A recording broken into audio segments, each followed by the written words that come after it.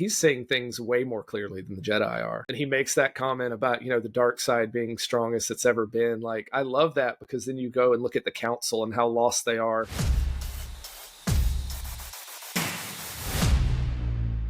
Time for some more Saturday morning cartoons. This week, we're talking the Clone Wars. So welcome back, everyone. What we're doing in Force with Friends as of lately, we're just kind of running down the greatest hits of Star Wars episodes. And we've done live action. And last week, we hopped into animated with Rebels. And today, we're shifting gears to the Clone Wars. And we're actually going to camp out here for at least a couple weeks for sure, talking about just that last arc of season 7 of the Clone Wars, which is really good. It is. Yeah.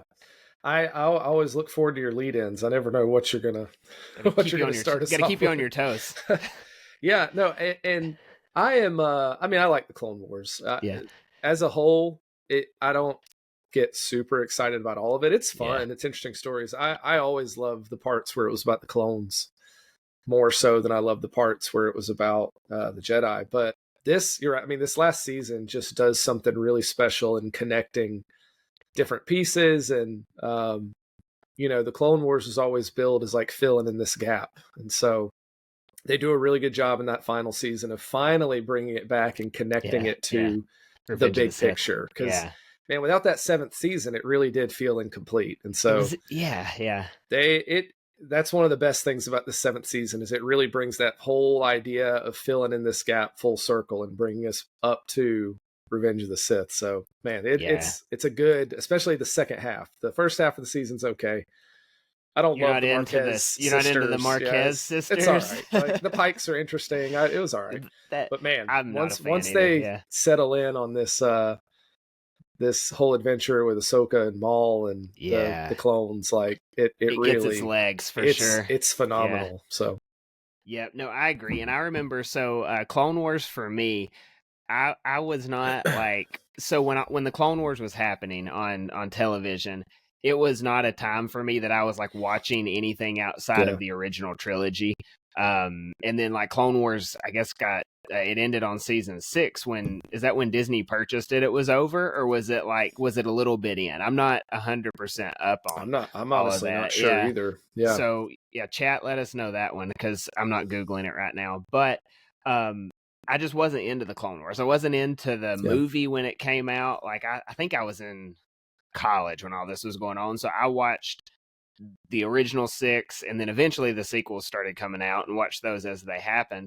But what got me into Clone Wars originally was when on Disney Plus they went back in and said, "Hey, we're doing season 7." So I figured I kind of figured it out. And what they did that was really cool, because I didn't have time to watch that many seasons, they did like a little catch me up. So I probably watched that was good 25 episodes or something to get me up to speed. And man, one thing Clone Wars does good, it's got a lot of, I mean, it's a kid's show. It's got a lot of goofy stuff. Some people get really serious, like, some of it's just terrible. Well, it was written for 7-year-olds. So, that's kind of how it is. But that when they get into their arcs, like, I think you got to look at Clone Wars not in like an episode to episode thing, but if you look at the big picture arcs that they throw in here and there, it's good stuff. It's really good storytelling. And this Siege of Mandalore arc is, in my opinion, it's the best one of all the Clone Wars. Maybe, I mean, I've watched it a good bit now. It may be the best story told in all animated Star Wars, just because it does attach just right at the hip to Revenge of the Sith. It's the same time. So it's pretty cool. Yeah, agreed. Yeah. So what we're going to do today, as you saw on the thumbnail, probably the reason you clicked on the video, we're going to react to the Maul versus Ahsoka duel, which is probably, I mean, when I throw out like what's your favorite lightsaber duel on Instagram, like if you don't follow me on Instagram, it's a mix of toys and Star Wars and everything else. But I'll throw out some questions like, what's your favorite lightsaber duel? And most of the people are like Maul versus Obi-Wan, Duel of the Fates, or Battle of the Heroes.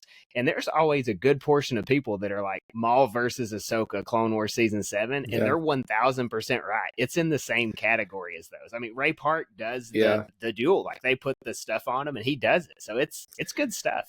Yeah, it's unique in that they went motion capture for it, right? And so Yeah, which they haven't done that yet. It's almost jarring when they go into it, because you're like, whoa, like this does not suddenly feel like the show I've been watching, because it becomes so fluid and so smooth. And once you get past that jarring kind of, this is not what I'm used to in animated lightsaber fights, man, it is a cool fight. And so it is. I can see why they put in that extra effort, because it really makes this fight feel so important and so significant. Yeah. But yeah, no, I'm 100% with you, and that's like kind of the Disney Plus budget coming in too. Like it's, hey, now that this is a streaming one shot deal, like bring in the big guns, and so that's what they did. They got Ray Park to come put on one of those suits with the golf balls taped all over it, and he did pretty good with it. Definitely go look up the behind the scenes if you've never seen it. But let's hop in to this reaction. We'll do per the usual. If you've been watching, we're gonna catch a little bit of the scene, talk a little bit about it, and then we'll stop, talk, skip ahead, things like that. If you don't know, I'm cheap and I have Disney Plus with ads, so we may have to skip around on that as well. A little bit of backstory on me, but I'm not the one that goes ad free. I pay $3 a month for the ad ones. So let's see where we at here.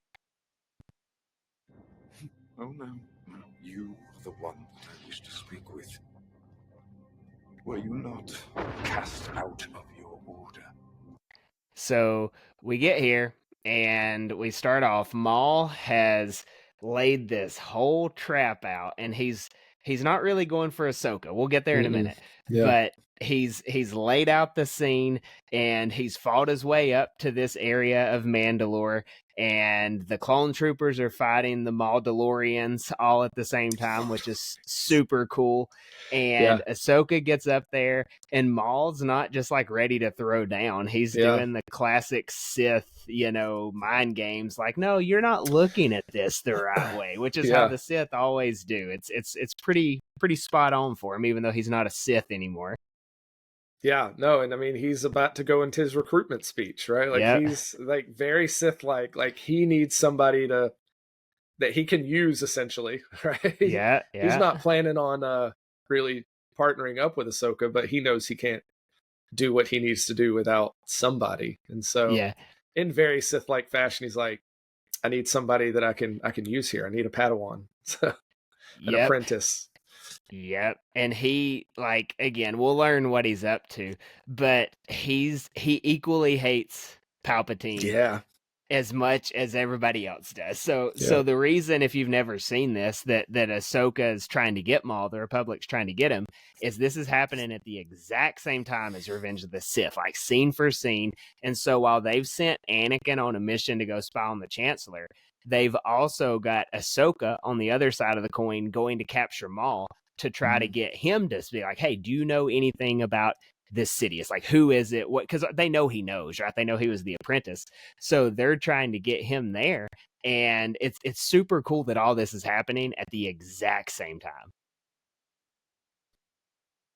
So let's see what Maul's saying here. Yes, but you were motivated to leave by the hypocrisy of the Jedi Council. We were both tools for greater powers. That is so good right there. So in this, it's never hit me, probably until this time watching it. I've watched this arc a lot, but Maul and Ahsoka are in the exact same shoes on opposite sides of the battle. So Ahsoka's there. She's, they're trading barbs back and forth. And Maul's essentially like, you and I aren't that different. We were both pawns in the same game, because she's like, I'm not a Jedi anymore. And he's like, I was cast aside too. You've got the Padawan of Anakin who leaves the order, and you've got the Padawan of Sidious who was discarded, half off by Obi-Wan Kenobi, and now he's like, hey, we're pretty much the same person. Like, why don't we join forces on this one? And I really like the idea that they are both kind of one and the same on the story. They're both the outcast. They're both incredibly powerful. They're both, I don't want to say Maul is like maybe not that he's underappreciated by his order, because that's not really a Sith thing, but Ahsoka was certainly underappreciated, right? Like they were ready to send her away without even a fair trial on everything. And so you get a very similar outcast picture between the two. And then as you go from here, they both kind of go on their own way during the Empire and figure out their way in the galaxy, both still very influential in their own way. So I think that's a cool kind of yin and yang picture for Maul and Ahsoka that carries for some time. Yeah, and it that's a good point. It carries too, and the fact that neither one of them ever really gets past it.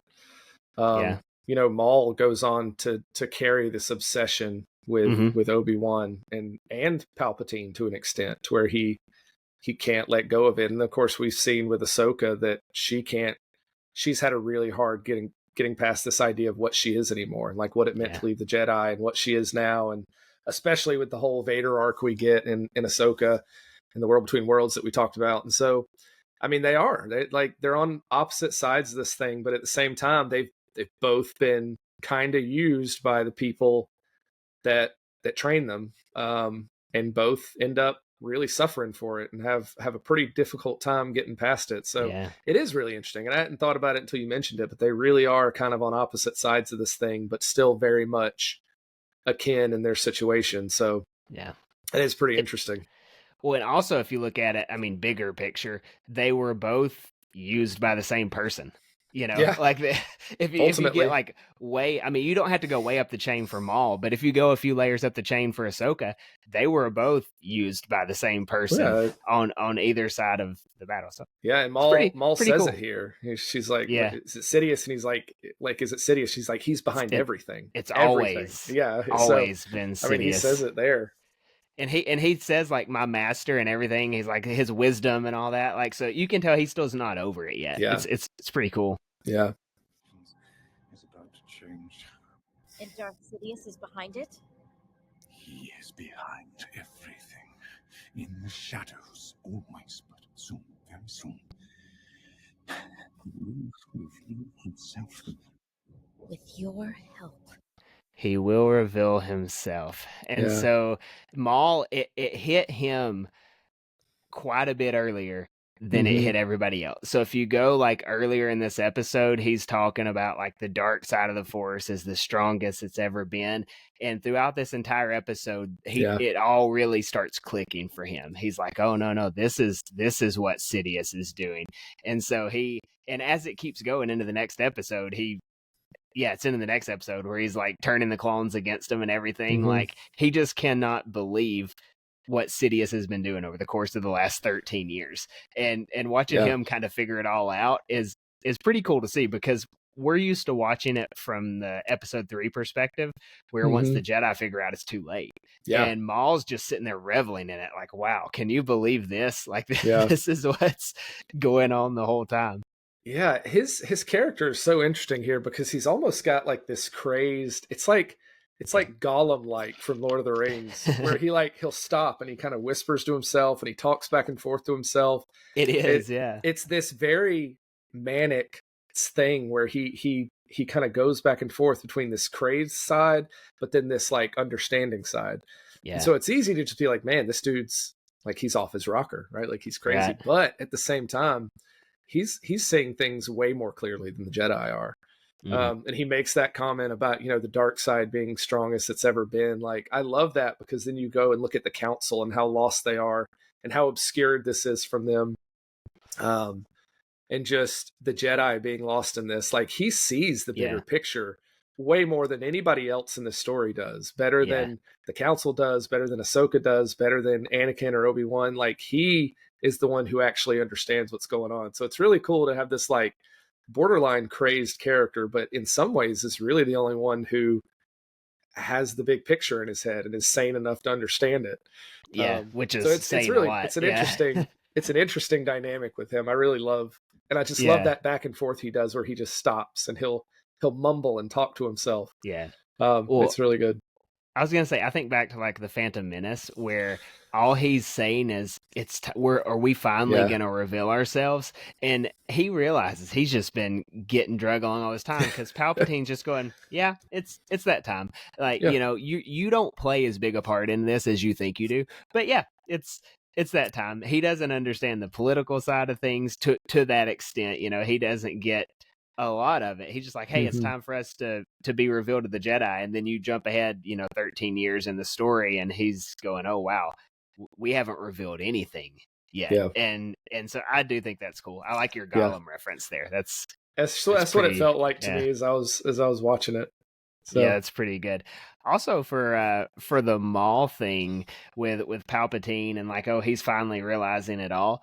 Like if you go down the line of the apprentices, Dooku knew what was going on the whole time, and he tells Obi-Wan just straight up like, hey, what if I were to tell you that y'all are actually being controlled by a Sith Lord? Like, what would you think about that? And Obi-Wan's like, oh, I would think you're lying. But he tells him exactly what's going on.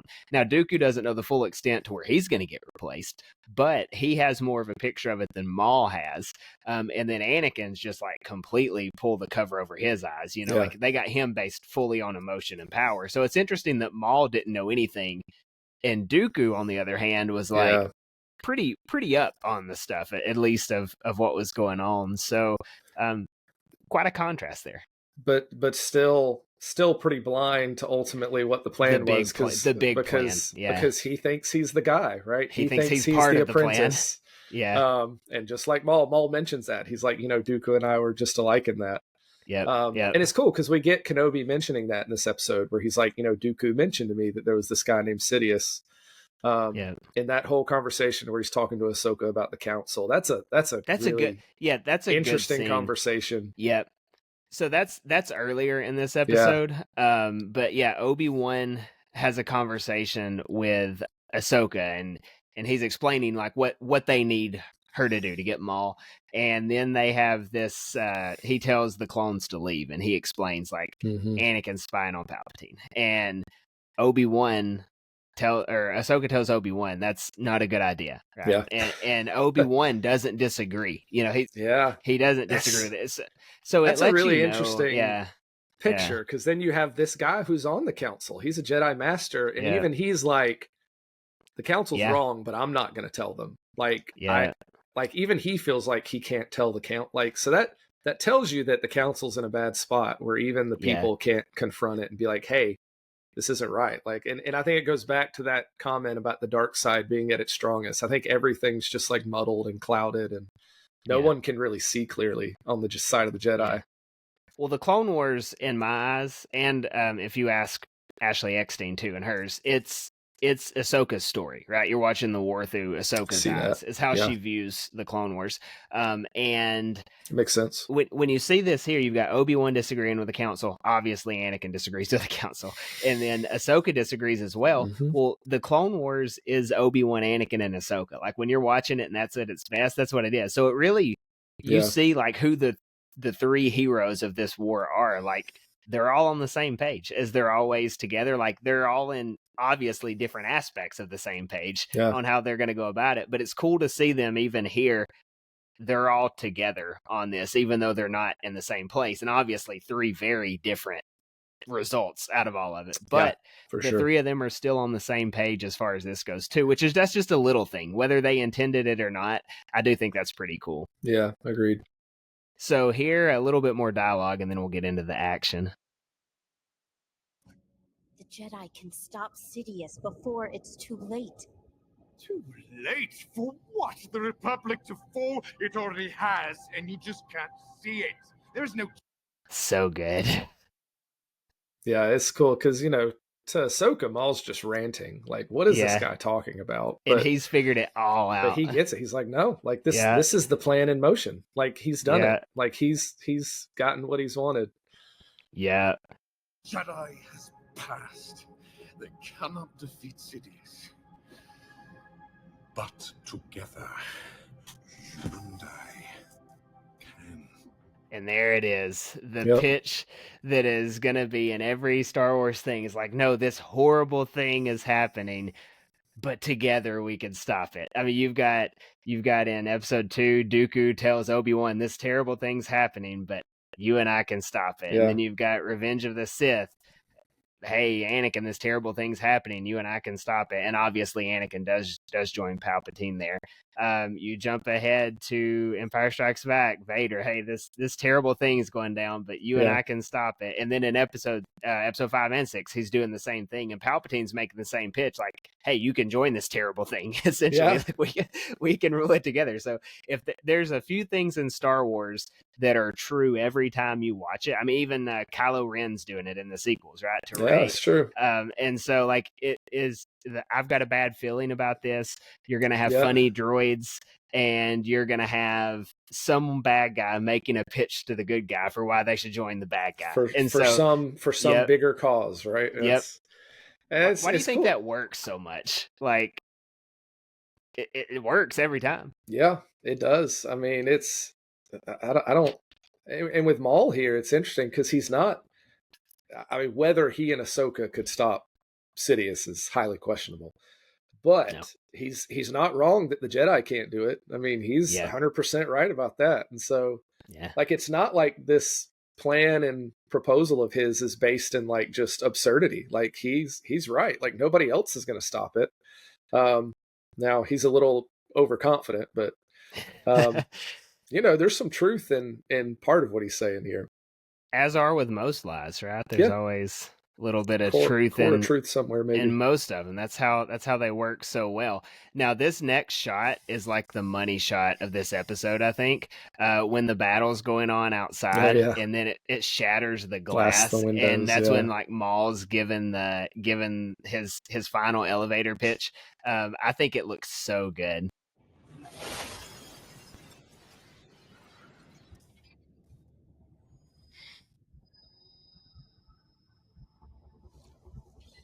It's great. Like they're kind of, just the two of them facing each other. There's the glass everywhere. Now, also, as far as like the Clone Wars goes, this season looks better than the rest of them visually too. Like they put a lot into it as well. And I just thought that was like a really good aesthetic of this whole spiel that he does, having the glass broken everywhere because they're both kind of broken people at this moment as well. And then the fun begins. Let's get this pulled up here. What we're actually supposed to be reacting to. 22 minutes in. I know, Anakin.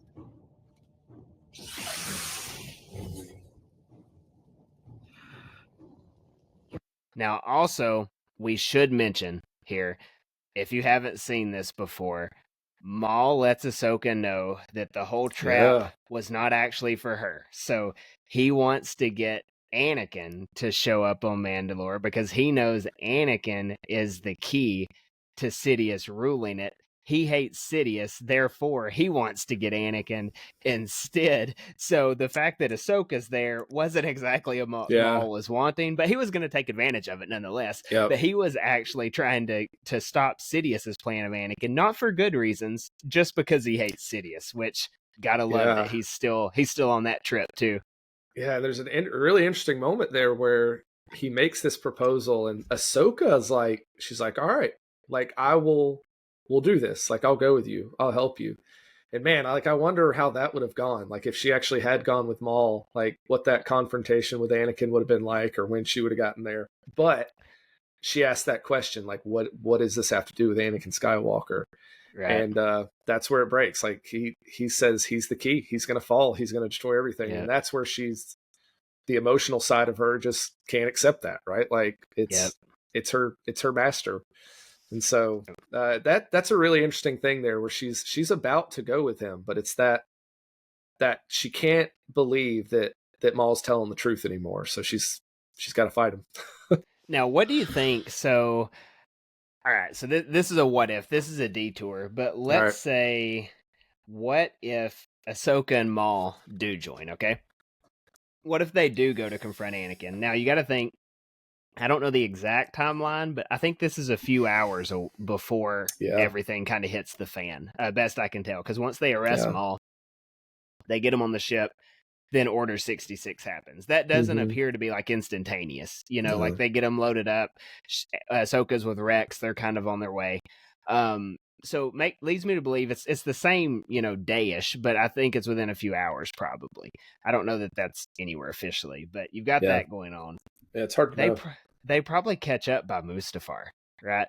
Like as far as storytelling goes, yeah, they probably catch up by Mustafar. So what if you've got Anakin, Obi-Wan, Maul, and Ahsoka on Mustafar? How insane! I mean, obviously this story wasn't a thing, you know, but man, if George Lucas threw that out there, whoa, how crazy would that be? You know, yeah, some fan has probably made all this, but man, how cool! Ahsoka and Maul is that's not a dismissible duo there. I mean, they would be pretty capable. Again, not sure they can take out Sidious, but I mean, that's a pretty hefty combo right there. Yeah, I don't know. Like, I don't know if Ahsoka would contact Anakin immediately and try to stop things. Like, I feel like it could open up a whole nother window of things if she had gone with Maul. I think you end up getting Anakin and Ahsoka fighting. Maul probably drops it all to fight Obi-Wan again. Just guessing based off history. He can't control himself. So he's just waiting for the opportunity. Probably you have an Obi-Wan versus Maul on Mustafar, which Obi-Wan would win. And then you probably have Anakin taking out Ahsoka. Then you probably have Obi-Wan taking out Anakin to get us to Vader, you know, if you want to fit it in. But you want to talk about a crazy duel. That would be awesome to see. And I know we've gone down this rabbit hole probably long enough, but they position Anakin in this last arc as really being affected by Ahsoka. So you do have to wonder if she's able to get in touch with him if anything does change. But I like to think that that's the dark side, right? Like the cloudiness of things. Like Ahsoka can't believe this. Like even her vision and thoughts are clouded by everything. Like she can't accept that this is truth.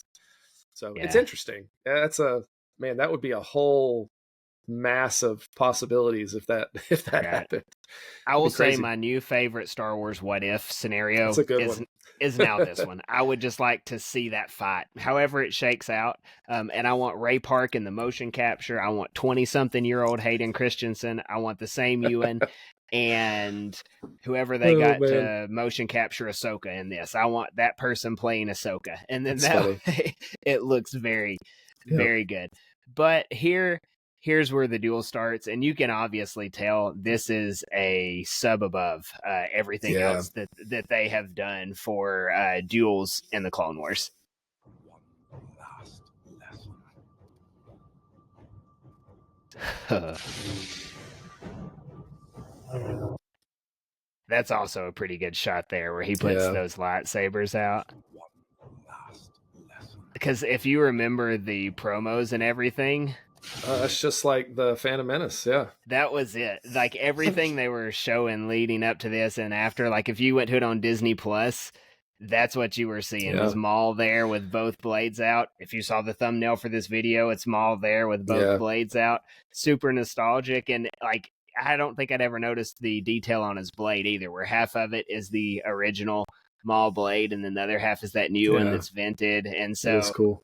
I like that as well. I've seen it before. Like you can get it at Disney World and wherever else, order it online. But yeah, it's a pretty cool lightsaber. It is cool. Well. What a great title for this episode, Phantom Apprentice. Phantom Apprentice. Such a quick allusion to Maul, right? And his position in that movie, but also this apprentice that's kind of in the wings who hasn't arrived yet. And so I love the dual meaning in this episode as it's Maul, but it's also what Maul sees happening. So just the title of this episode's great. No, I agree. And then here we go.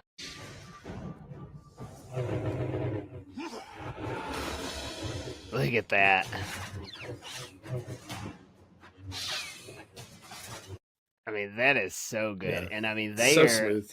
And the reason it is so different, like we said, is it is two people actually doing this. They've just done the motion capture, same as they do like when Andy Serkis plays Snoke, they've got him motion captured. So like he's walking around doing all the Snoke stuff. If you do like WWE video games or anything like that, they've actually got a dude with the motion capture stuff doing all those moves that you see on the video game. So like that's how it looks so realistic, because it's not just a computer doing all this.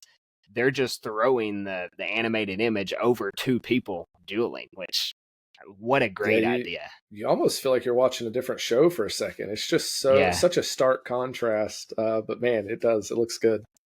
And there's nothing better in Star Wars. I mean, people love all their different lightsaber colors and everything, but just the classic red versus blue lightsaber is always going to look really good too. Yeah. So kudos to them.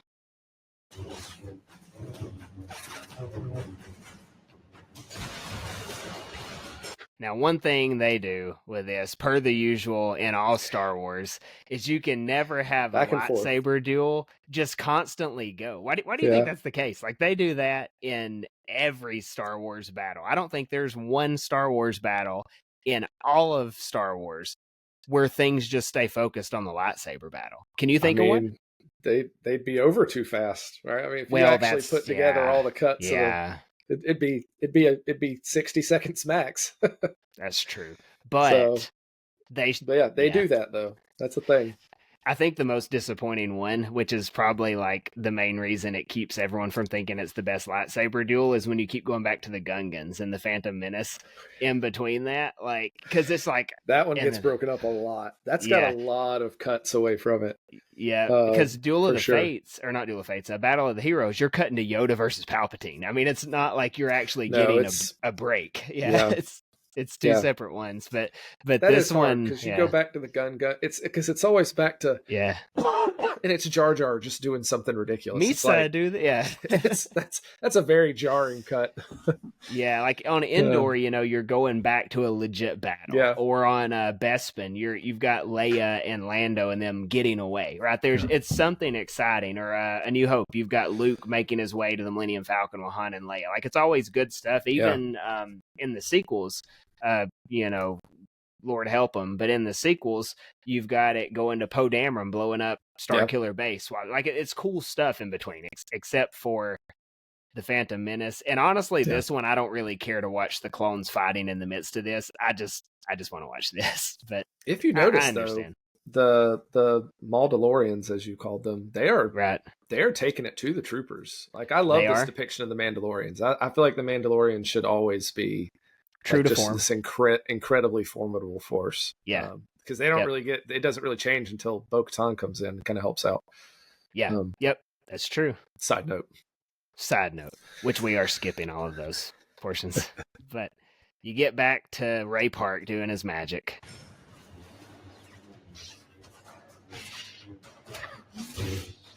It's just so realistic. Yeah.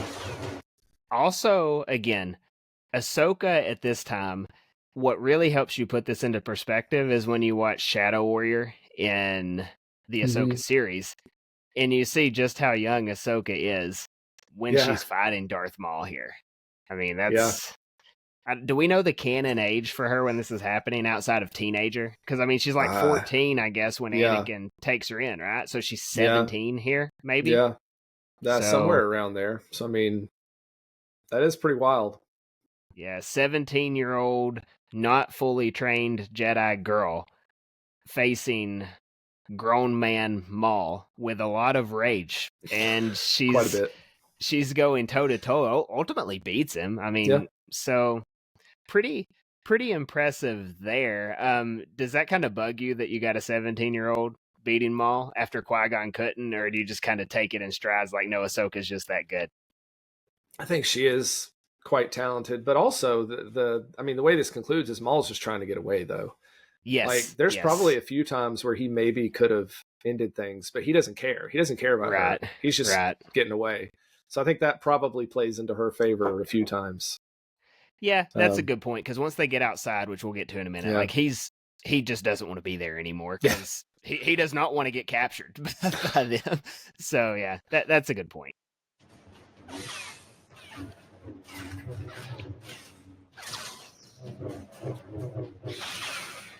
Love Maul's fighting style as well. Like, it's very, not that when you watch the rest of the Clone Wars, when he fights, it's not like it's not his style per se. But when you've got Ray Park actually doing it, then it really is like you're watching the Phantom Menace too.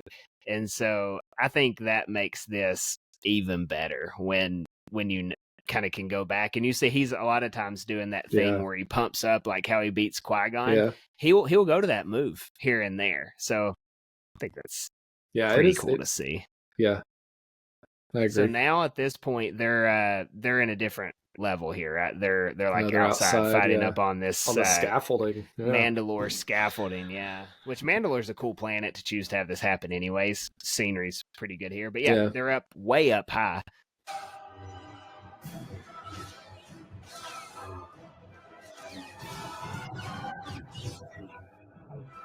I love too another cool thing visually. Yeah. Well, I was going to say I love too. We talked about this a little bit with Rebels, but like with the animated Star Wars duels, you see like that waving of the light there when they're doing the duels, and like down here as well, that you don't get in live action. And some people hate that. Some people love it. I just think it looks really cool, like seeing the wave of light as they're fighting. I don't necessarily understand why you wouldn't like it, but I'm one of the people that does like it. I think it's cool. Yeah, I think visually it's just it's unique. Yeah.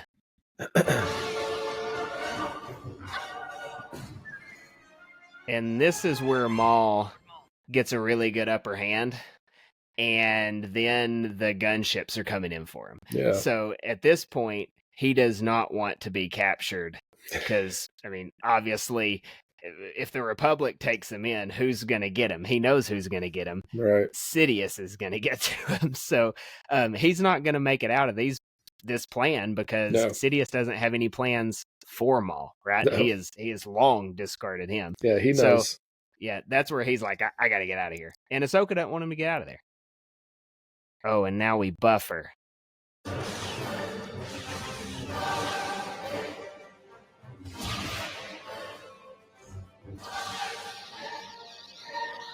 Also, can you imagine like the balance it would take to have this cool of a lightsaber duel on top of like a tight rope or like one of those bars that the gymnastic people have to walk on? Like that's essentially what's going on here. Yeah, I think it's always cool.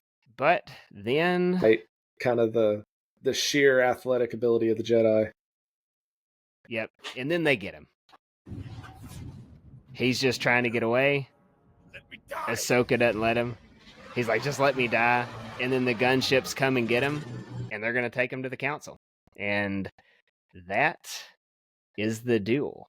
So I do like that it does last most of the episode. I do wish it lasted longer. I wish there weren't as many cutscenes in between, but I get like you've got to have the Republic win so they can go capture him. But he does not want to go back to Palpatine. He just wants to get out of here, go his own way, because he kind of sees what's going down later on. And then we'll get that in the next couple episodes. But like, I think this is top notch. I know I said that the Jedi Knight that we talked about last week is my favorite animated episode. And it probably still is my favorite. No, it's still probably my favorite animated episode. But if you combine this episode with the next couple for Clone Wars, it's better overall, I think. I mean, just looking at 4 consecutive episodes, which is how this thing closes out. Like, I don't think there's another like arc that lasts that, like consecutive episodes that last that long that are that good a quality that connect to that much so well and close things out so well. Because you know this really kind of finalizes the connection to where we are in Revenge of the Sith, and the next 2 episodes will really close out Ahsoka's story and her relationship with the clones. And so both of those things just get closed out so well in these last 4 episodes. I mean, it's hard to beat, just from a story standpoint. Well, and the way this all ends, when I was watching it this week, I was thinking about it too. Like, which episode gives me a bigger lump in my throat? So when Kanan dies, because every time it's just like a punch to the gut. Yeah. Every time they shoot the cannons at the refinery, I just automatically get really sad. But then say you're watching that very last episode here, and the one note hits for burying the dead, that score at the very end, and it starts with the one long piano note. And like at that point, you get really heavy just listening to it and watching them having buried everybody. So for some cartoons, they will pack the emotion. That's for sure. Well, yeah, because I mean, Rebels goes on to tell more story. Like that's the final cut of the Clone Wars. It's just that just heartbreaking scene, and so it does strike a little bit more when that's it. Like that's the end. It's the only Star Wars media that ends without hope. Right? It's interesting. I mean, I'm thinking back through them all. The prequel in terms trilogy, of like the actual final scene, and the tone, it ends with Vader picking up Ahsoka's saber. So you could be like, oh, Ahsoka lives or something. I don't know, but like, it's a hopeless thing. Like they lose, they bury the clones. Vader shows up. To him, Ahsoka's dead. Whatever. And the Empire's reigning. Like it's the only Star Wars that doesn't give you that little hint of hope. I mean, if you watch the end of Bad Batch, that's not a good situation for them, right? Like there's still the last clones, last few clones around, but you've got Omega talking about, no, I want to join the rebellion. Like there's this hope. And then you watch the prequels, as bad as it could be, there's still hope in Luke, right? And then obviously Empire Strikes or Return of the Jedi wraps it all up. And then even in the sequels, like each episode, 7 and 8 end with like this big hopeful tone. So it's interesting that this one is the only one where it's like this Clone Wars story is actually just a really sad one. Yeah, no, I think you're right, because I can't think of it. Because I mean, like you said, you could argue, Ahsoka survived, but really that last scene, that's not focused on Ahsoka. It really is focused on Vader and finding this thing. Well, and the clones, but it's not that's why it's kind of sad. It's just a really sad ending. Yeah, I hadn't thought about that. That's interesting. Yeah. So I'm really torn now on what my favorite animated Star Wars is. I think this is the life of a Star Wars fan, though. Like when something you're like, oh, I could easily be swayed because it's all so good to us. Some people are pretty in their ways. But next week, I guess, do you want to react to Order 66 in the Clone Wars? So like where Ahsoka and Rex have to get out, and then we'll combine it with the that scene we just talked about, and we'll just get sad on that's an intense again. That's an intense sequence. That sequence on the ship with them and Maul. Really good pacing. Yeah, so looking forward to that. So everyone who stopped by in the chat, we appreciate you guys. As always, hope you enjoyed this, and we will catch y'all next week as we react to Order 66.